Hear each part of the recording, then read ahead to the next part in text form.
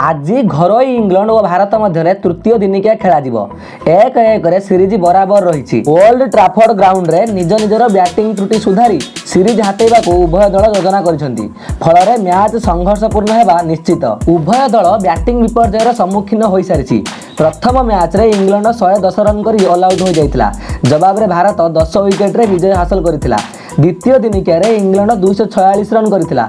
जवाब रे भारत मात्र 146 रन कर ऑल आउट हो जाइतिला।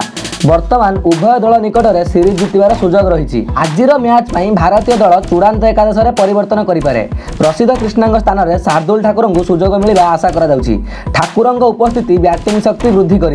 आजिर मैच पर भारतीय दलर संभाव्य प्लेइंग 11 रे रोहित शर्मा अधिनायक थिबा बेले शिखर धवन, विराट कोहली, सूर्य कुमार यादव, ऋषभ पंत, हार्दिक पांड्या, रवींद्र जडेजा, मोहम्मद शामी, जसप्रीत बुमराह, युजवेंद्र चहल और शार्दुल ठाकुर को सुजोग मिलवे बोली आशा करा। मतरे एही सीरीज को किए विजय लाभ करिवो आमको कमेंट करी जणांतु एवं क्रिकेट संपर्कित समस्त तथ्य पाई आम चैनल को एबे ही सब्सक्राइब कर दियंतु।